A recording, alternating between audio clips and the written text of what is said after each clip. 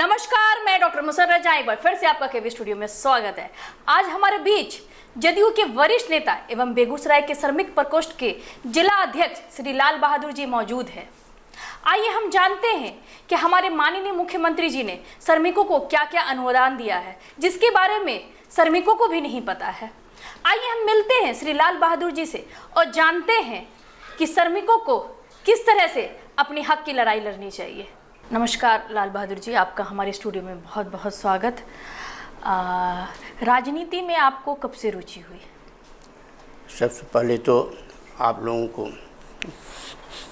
धन्यवाद और केवी स्टूडियो के मालिक डॉक्टर रोशन कुमार जी को धन्यवाद देना चाहता हूँ कि उनकी स्टूडियो में मुझे आप लोगों के सहयोग से इंटरव्यू देने की समय मिला है।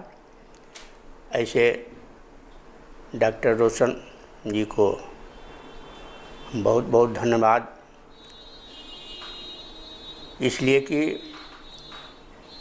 उनकी हम लोग नाम सुनते थे और प्रचार करते थे। उनका डॉक्टर को हमने कैंप भी लगवाए अपने आवास पर में 4-5 डॉक्टरों के, जहाँ तहाँ उनकी चर्चा भी करते हैं, सराहनीय करते हैं। और अभी तक देखने में आता है कि गरीबों की मसीहा हैं। बेशक। तो इसलिए हमने विशेष करके धन्यवाद देता हूँ।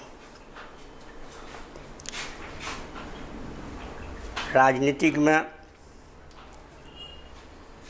हम 1965 में रेलवे में नौकरी किए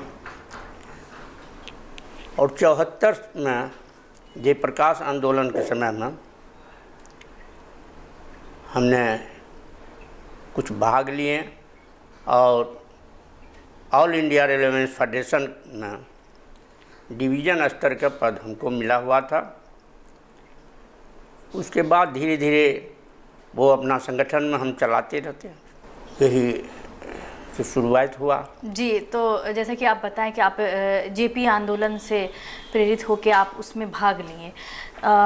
रेलवे यूनियन में आप उसमें उस वक्त राजनीति करते थे, रेलवे यूनियन में? जी, all India railway federation trade union है, उसमें हमने भाग लेते थे। सक्रिय राजनीति में आप कब आए?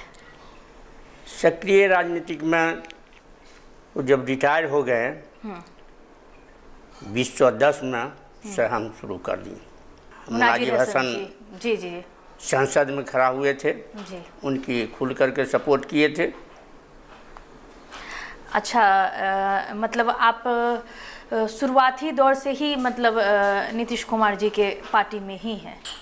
जब ये जनता दल था तभी, जब नीतीश जब जनता दल नीतीश कुमार रेल मंत्री थे, उनसे हम प्रभावित और ये आंदोलन में प्रभावित थे। इनकी अच्छा कार्य देखें, विचार देखें। ये ऐसे रेल मंत्री के पद पर रहते हुए सारे टेक्नीशियन को बुला करके भी अपने जानकारी के लिए बहुत कदर से उन्होंने अपना भी जानकारी लेते थे, लोगों को भी संबोधित करते थे। उसी में हमने प्रभावित हुए। और कुछ इनको विद्यार्थी समय से भी जानते थे कि इन्होंने गाड़ी सुन करके गाड़ी देने की हाल नहीं जानते हैं और आपस में अपने साथियों को बैठ करके विचार से सुलझाने का प्रयास करते थे, जो कि अभी भी उनका वही लक्षण है। जी लाल बहादुर जी, आप मतलब ये जो श्रमिक प्रकोष्ठ के आप अध्यक्ष बने, ये कब बने हैं? ये 2017 में 2017 में हमको श्रमिक प्रकोष्ठ की भार दिया गया। उस समय से ही हम अभी उससे पहले क्या एक नॉर्मल मतलब एक कार्यकर्ता के रूप में आप काम कर रहे थे कि किसी पद पे थे? कुछ दिन तो ऐसे सपोर्टर में थे जी। उसके बाद पिछड़ा प्रकोष्ठ का प्रखंड अध्यक्ष बनाया गया था। जी। हमको पसंद नहीं आ रहा था तब हमने पार्टी ने समझा जी मजदूर में सब दिना रह चुके हैं, इसलिए मजदूर का। जैसा कि आप मजदूर, वाकई आपने जो बताया कि आप रेलवे यूनियन में पहले रह चुके हैं, इसलिए इस कार्यभार को आप अच्छे से समझ सकते हैं, मजदूरों की पीड़ा भी आप अच्छे से समझ सकते हैं। आप अपने कार्यकाल में बताएं कि किस किस तरह से आपने मजदूरों की मदद की है। मजदूरों के संबंध में हम 1980 में श्रम संसाधन विभाग से ट्रेनिंग लिए थे। ये हमको जानकारी था कि जो भी मजदूरों को हक में मिलता है वो श्रम साधन विभाग से ही द्वारा जानकारी होता है।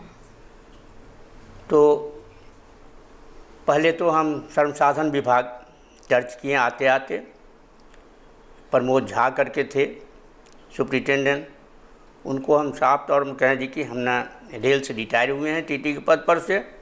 इन दिनों ने मुझे जदयू में जिला अध्यक्ष श्रमिक प्रकोष्ठ बनाया गया है।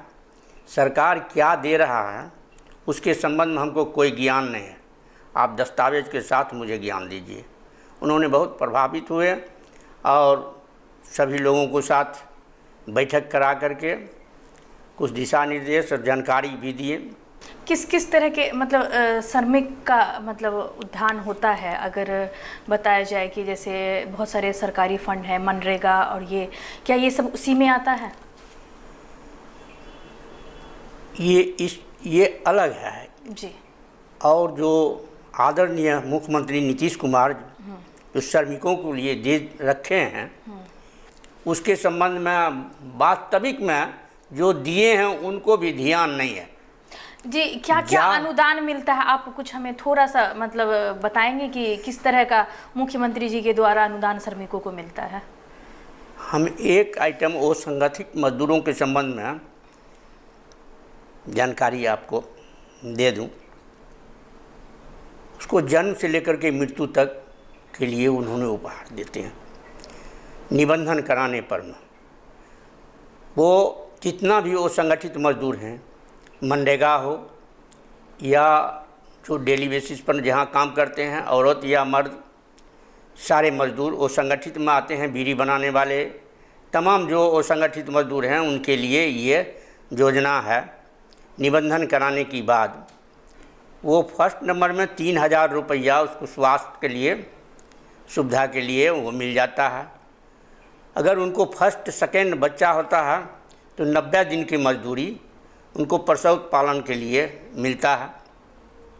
उसके बाद वह मजदूर को 3500 रुपया साइकिल के लिए मिलता है, 15,000 रुपया औजार के लिए मिलता है और उसके बाद उनकी बच्चा की पढ़ाई इंजीनियरिंग डॉक्टरी तक के लिए फ्री ये पढ़ाई सरकारी स्तर से।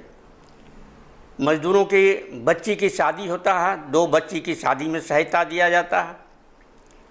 ये 11 का योजना है। 11 वाला किताब के अनुसार हम बता रहे हैं 50,000 रुपया उसमें दिए हुए हैं, अभी जस्ट डबल याद दिए। तो ये तो बच्ची की शादी में। अब वो लकवा या सटका के बीमारी में अपंग हो गया तो उसको 75,000 रुपया दे करके एक मुश्त से सहायता कोई रोजगार करवाते हैं, 1,000 रुपया को सहायता उनको देते हैं। आंशिक रूप से वो विकलांग अगर हो गया है तो उसको 50,000 ही रुपया मिलता है और 1,000 रुपया का प्रत्येक महीना उसको सहायता मिलता है। उसके बाद उसको हार्ट या किडनी जानलेवा बीमारी अगर होता है तो वो एम्बुलेंस बुझिए उसका खर्चा मिलता है। और जो डॉक्टर के यहाँ जाएगा मरीज तो वो डॉक्टर के यहाँ ही रुपया जाएगा, उसको हाथ का नहीं मिलेगा। इलाज के लिए वो मुख्यमंत्री योजना से डॉक्टर के यहाँ जाएगा। उसके बाद ले लीजिए जो वो अगर यदि स्वाभाविक मृत्यु हो गया 60 वर्ष के अंदर में तो उनकी परिवार को 1 लाख रुपया, घर में जो इलाज के माध्यम से मृत्यु हो रहा था 1 लाख रुपया, अभी उसको 2 लाख रुपया देना शुरू किए हैं। अगर वो एक्सीडेंट में मृत्यु होता है उस मजदूर को तो 4 लाख रुपया मिलता है। अब इंजीनियरिंग डॉक्टरी कराने के लिए 4 लाख रुपया जनरल ऐसे लोन देते हैं, लेकिन हमारे मजदूर को सारे पैसा सरकार सुविधा देते हैं। और उनकी 60 वर्ष होने पर में पेंशन देते हैं, 1000 रुपया से कम पेंशन नहीं होगा। उसके बाद हमने जन्म से लेकर मृत्यु तक बताएं, मृत्यु के वक्त 5000 रुपया उनको दाह संस्कार के लिए, 1 लाख रुपया उनकी परिवार की सहायता के रूप में मिलता है। जी, तो ये जो आपने जितना भी सुविधा बताई, तो इसके लिए कुछ पंजीयन कराना पड़ता होगा कि हाँ ये मजदूर हैं जो ये सब राशि मतलब उनको मिलेगा, उनको लाभ उठा सकते हैं। किस तरह का मतलब पंजीयन कराना पड़ता है? ये श्रम साधन विभाग से, श्रम साधन विभाग के द्वारा लेबर ऑफिसर होते हैं, उनको द्वारा निबंधन कराया जाता है। ये कितने मतलब अभी तक 2011 में आपने बताया कि ये शुरुआत हुई है, तो कुछ आप बता सकते हैं कि कितने बिहार में कितने मजदूरों को ये लाभ मिल रहा है? हमने अपने ज़िला में 17 के बाद, पहले तो बहुत बेवकूफ़ बनाया था, कोई जानता था ही नहीं, ज्ञान नहीं था। कुछ तो लोग कहता था जी कि झब्बा मारता है, उसको कन्फर्म कहें, अरे जाओ वहाँ पर कार्यालय है, जानकारी लो, जहाँ तुमको ज़रूरत होगा तहाँ हम मदद करेंगे। तो इस हालत में अब वो झा जी थे, रिटायर हो गए, वो भी मदद किए, कुछ कैंपिंग करवाएं अपने ऑफिसर के माध्यम से। लगभग अपने ज़िला में 50,000 रुपया, 50,000 आदमी को निबंधन हो चुका है। लाभ अभी मिलना शुरू हो गया है? लाभ 3000 रुपया करके तो सबों को मिल गया है। लाल बहादुर जी, जैसे कि आपने बताया कि आप श्रमिक प्रकोष्ठ के अध्यक्ष बने हैं, और कुछ आप बताएं कि आपके बनने के बाद कितने मजदूरों को लाभ मिला है? जितनी भी मुख्यमंत्री योजना है उससे आप कितने लोगों को लाभ दिला चुके हैं? हमने अपने 18 प्रखंड है, सभी जगह अपने प्रखंड अध्यक्ष को नियुक्त किए हुए, और उनके द्वारा जो शिकायतें मिलता है उसको हम आगे बढ़ाते हैं। हमारे सभी जगह कार्यकर्ता है, उनके द्वारा निबंधन कराने की काम किया गया है। तो लगभग 10,000 से ऊपर ये फ़ायदा मिल चुका, 3000 वार्षिक वाला। जी, जैसे कि बताएं कि बहुत सारी योजनाएं हैं और लोगों को ज्ञान कम है। सरकार आपकी है, जेडीयू की सरकार है पिछले 15 सालों से, और फिर से विधानसभा इलेक्शन होने वाला है, तो आगे और क्या मजदूरों के लिए आपकी पार्टी लेके आ रही है? अभी तो जो हमारे सरकार आदरणीय मुख्यमंत्री जो मजदूरों को दे रखे हैं, तो फिर हम वही कहेंगे कि अधिकारी कुछ जो हैं से वो अगर चाहें तो विरोधी के पास कोई हथकंडा नहीं मिल पाएगा। अभी हमारे सरकार बाहर से जो मजदूर आया, विरोधी कह रहे थे बस भेजते हैं, बस से तो 2 बरस हो जाता रहा, नहीं आ पाता रहे। इन्होंने रेलगाड़ी से मंगवाना शुरू किए, अपने खर्चा पर में सारे मजदूरों को 1000 रुपया उनको वहाँ सुविधा भी दिया गया, अकाउंट पर दिया गया। उसके बाद मान लीजिए उनकी राशन के लिए भी व्यवस्था घोषणा किए। अब यहाँ देने वाला भंडारी जो है, परसने वाला कटौती करना शुरू किए। उन्होंने रात दिन, एक ऐसा लीडर है कि रात दिन चिंतन करता है मजदूरों के संबंध में, 7 दिन में दिया जाए कार्ड। और यहाँ का वीडियो वगैरह जो भी अधिकारी हैं वो हाथ पर हाथ दे करके बैठे हुए। अगर अधिकारी चाहें तो जो सरकार ने दिया है उसमें विरोधी के कोई एक जैसे लाल बहादुर जी आपने बताया कि अधिकारी चाहे, बिल्कुल ये बात अधिकारी चाहने से ज़्यादा अगर ये आप बोलें कि लोगों में अवेयरनेस की कमी, लोगों को अपना हक नहीं पता है, तो हक बताना तो एकदम स्वाभाविक सी बात है कि आपकी जिम्मेदारी है, आपकी पार्टी की जिम्मेदारी है कि आपने कौन सी योजनाएं मजदूरों के लिए रखी है, इसका ज्ञान तो आप ही को बताना होगा। अब देखिए, हमारे मजदूर को बाहर से आया, उनको क्वारंटाइन कराया, गंजी लुंगी सारे बाल्टी सारे चीज़ दिया गया, और उनकी रोजगार के लिए वो बराबर एक छड़ी लगा करके एक तरह के घूमते हैं। एक डीएम सब अफसर के पास नहीं जा सकता। बेशक ये हमारे तो बात यहाँ सही है। डीएम हैं, युवक हैं तो थोड़ा बोल लेते हैं, इनका तारीफ है। आने तो थोड़ा उमरगर हो जाएंगे तो उतना नहीं कर पाएंगे। जब तक इनको ब्रांच का अधिकारी नहीं सहयोग करेगा तब तक इनकी उपार्जन नहीं होगा। लाल बहादुर जी, जैसे कि आप मुख्यमंत्री जी ने इतना अच्छा योजना दी है, मगर मज़दूरों को ये इसका ज्ञान नहीं है। जैसे कि अभी इलेक्शन होने वाला है तो सारे बोलते हैं ना कि सारे सितारे ज़मीन पे आ गए हैं, तो सारे नेता वोट मांगने के लिए सबके पास जाएंगे। तो क्या उनकी जिम्मेदारी ये नहीं बनती कि मज़दूरों को या फिर आम नागरिकों को उसका हक बताएं कि आपके पास ये हक है, तो आप जाके ऑफिसरों से ले। और आप को मतलब ये एक कहावत भी है ना कि प्यासा कुआं के पास जाएगा कि कुआं प्यासे के पास जाएगा। तो उनको नहीं नॉलेज होने के बावजूद इतनी तक कठिनाई होती है। तो क्या ये हक आप लोगों का नहीं बनता है कि आप लोग बताएं कि मज़दूरों को ये हक दिया गया है, ये लाभ उठा सकते हैं सरकार के द्वारा?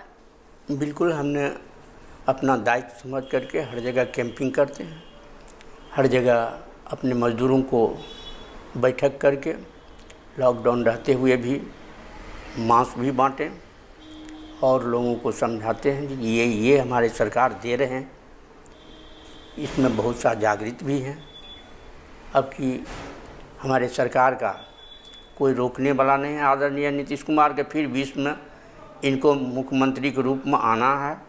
हालांकि चारों तरफ से इनके विरोध में सारे लोग, लेकिन हमारे मज़दूर जो है वो जो समझता है कि इतना हमारे मुख्यमंत्री दे रखा, वो तो इनको होगा ही। जी, जैसे कि आपने बताया विरोध में, ये तो लोकतंत्र है और सबको हक है बोलने का, तो वो तो आलोचना होगी। आप जितना भी अच्छा काम कर ले और अच्छा अगर स्ट्रॉन्ग अपोजिशन रहता है तो सरकार को और भी काम करने में मज़ा आता है।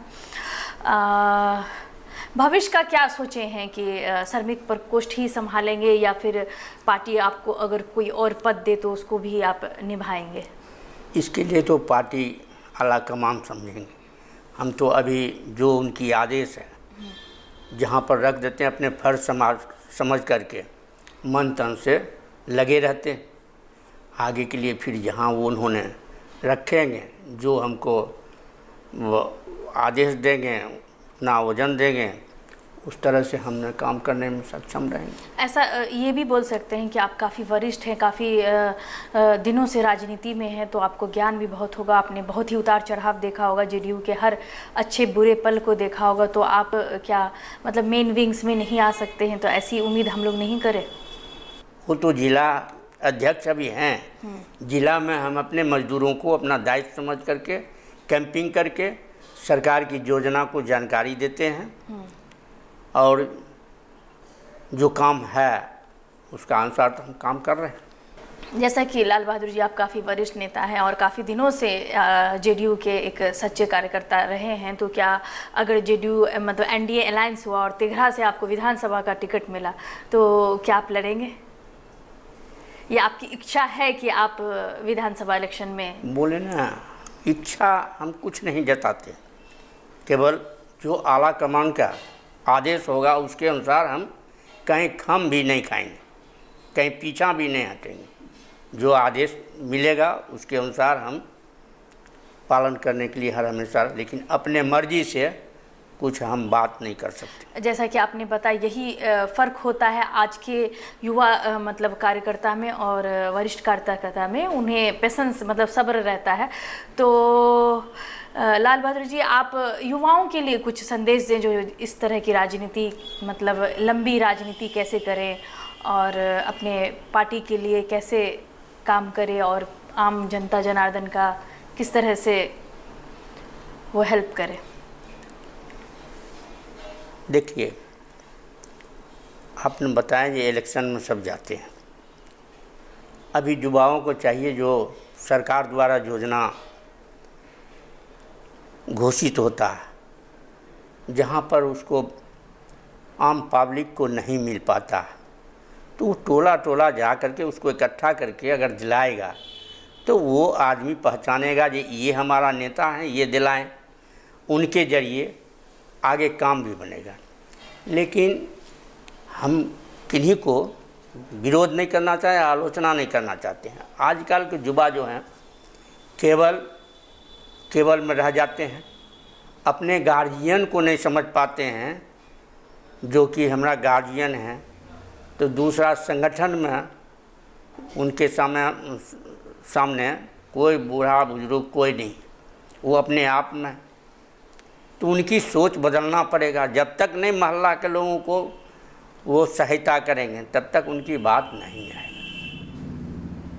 कि ये हमने देखते हैं जी कि ज़्यादा करके पटना का चक्कर लगाते हैं, सरजमीन पर में कोई पड़ोस में बात भी नहीं कर पाते हैं। तो ये हमको भी आश्चर्य लगता है। असली तो है ज़मीन पर, ज़मीनी के लोगों को किसी ने कदर नहीं करते। जैसा कि आपने बताया ज़मीनी, ये तो मैंने पहले ही बोला कि अभी तारे ज़मीन पे आ गए हैं, वरना सब आसमान में उड़ते थे। मगर जो युवा अभी राजनीति कर रहे हैं वो फेसबुक या सोशल मीडिया पे ज़्यादा फोकस करते हैं, ना कि आपके पड़ोस। आपने बहुत अच्छी बात ये बताई कि अगर आप आम जनमानस को सरकार की योजना बताएं तो इससे बड़ी राजनीति और कुछ नहीं हो सकती है, और आप उसके दिल में भी और उसके वोट का भी हकदार बन सकते हैं। वही जो हमारे युवा नेता हैं, सरकार को योजना जितना है उसको जानकारी लेकर के आम पब्लिक को अगर यदि समझावे। आप जैसे ले लीजिए जी कि हमारे सरकार हमारे राज्य का अगर दूसरे राज्य में बच्चे भटक गए हैं तो उनको लिए वहाँ का राज्य के लोग उसको अपने कस्टडी करेगा, हमारे ज़िला में भेजेगा। ये भी हमारे सरकार का आदेश है, नियम है। और यहाँ आएगा तो उसको गार्जियन को आर्थिक सहायता देते हुए उसको बच्चा को लौटाएगा। वो नहीं जान पाता। हमारे मुख्यमंत्री इतना तक कर दिए कि दूसरे राज्य के लोग आते थे पुलिस विभाग का, हमारे राज्य के लोगों को पकड़ के ले जाते थे। ये इतना बनेज कर दिए जो बिना उनकी परमिशन से, यानी डीजीपी के परमिशन से कोई हमारे बेगूसराय ज़िला में का आदमी को ले नहीं जाएगा। उसके लिए हमारे एसपी से उनको संपर्क करना पड़ता। पहले था आता था और पकड़ के ले चले जाता था, झूठों का आरोप लगा करके। तो इस प्रकार के इन्होंने ये किए आदरणीय मुख्यमंत्री। अब बच्चे को, अनाथ बच्चे को, कम उम्र वाले को, उसके लिए उन्होंने भोजन तक का व्यवस्था करा दिए, कपड़ा तक का। तब उन्होंने कहते हैं जी कि बाल श्रमिक नहीं कोई काम करा सकता है। ऐसे बहुत सा लोग उनकी योजना को नहीं जान पाते हैं तो कहते हैं ये पागल है, पेट जरा है, तब तो बाल श्रमिक करने के लिए जाता है।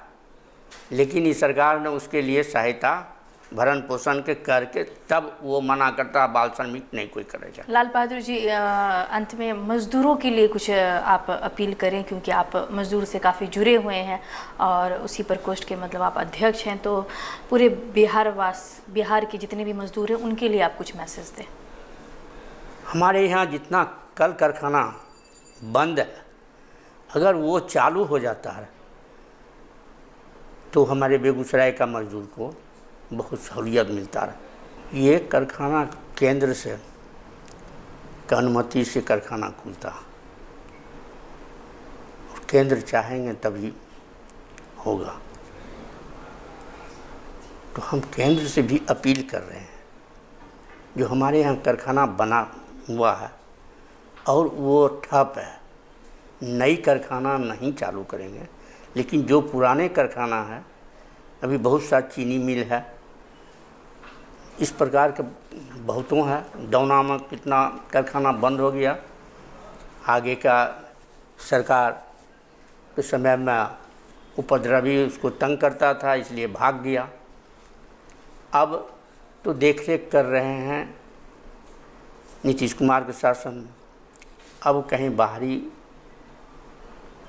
कारखाना के लिए, कंपनी के लिए हमारे बिहार में भी कुछ आदेश दे देते केंद्र से, तो बिहार मजदूरों के लिए बहुत। केंद्र में तो ठीक है, सरकार तो एनडीए की है, तो वो तो अलायंस है, तो मतलब चाहे बीजेपी भारतीय जनता पार्टी हो या जेडीयू हो, वो तो दोनों अलग नहीं है, तो आप ऑर्डर तो आप ही लेके आएंगे? हमने विरोध नहीं कर रहे हैं, हमने मांग कर रहे हैं अपने सरकार को। केंद्र हमारे गार्जियन हैं और केंद्र के साथ हमारे बिहार सरकार है, एनडीए का सरकार है, सही बात है। लेकिन हमने अपना मांग कर रहे हैं जी, हमारे बिहार में अगर कारखाना चालू हो जाता है तो हमारे बिहारियों को बाहर जाने के लिए मौका नहीं मिलता है। अभी जितना कारखाना बंद है, इसका जोर तो आपकी सरकार ही लगाएगी, क्योंकि बिहार में सरकार आपकी है, तो आपका बहुत ज़्यादा दायित्व बनता है कि हमारे मजदूर जिस तरह से पलायन किए हैं, हमने देखा कोरोना काल में जिस तरह से मजदूरों का हाल हुआ, आपकी पार्टी ने लेके आए, ठीक है, बहुत अच्छी बात है, आपने लेके आए, बट वो जो जाते हैं हर साल इतने मजदूर पलायन करते हैं बाहर करने के लिए, तो 15 साल से आपकी सरकार है, तो आपका हक ज़्यादा बनता है कि इस तरह से लघु उद्योग जो भी बंद पड़े हैं उसको खुलवाए। ऐसे हम कहना नहीं चाहते हैं, लोग कहेंगे जी विरोध करते हैं। हमारे आदरणीय मुख्यमंत्री कई बार कह चुके हैं और पेपर में भी, समाचार पेपर में भी निकला है, जिस और राज्य में कारखाना को आदेश दिए हैं, लेकिन हमारे बिहार में भी कुछ 2-4 वो कारखाना के लिए प्रधानमंत्री आदेश करें, इस प्रकार का मांग कर रहे हैं। अब अभी साथ में हैं तो लड़ाई तो नहीं करेंगे, अब विरोधी की तरह नहीं बोलेंगे, लेकिन जैसे हम ही बोल रहे हैं, हम विरोध नहीं कर रहे हैं, हम अपना मांग कर रहे हैं ये केंद्र सरकार हमारे राज्य पर में कुछ दया करे। हमारे राज्य में बहुत सी उतना उद्योग नहीं है। हमारा मजदूर अगर बाहर जाता है तो मजदूरी करने के लिए, और उसको साथ दूसरे राज्य वाले नीच दृष्टि से ताकते हैं।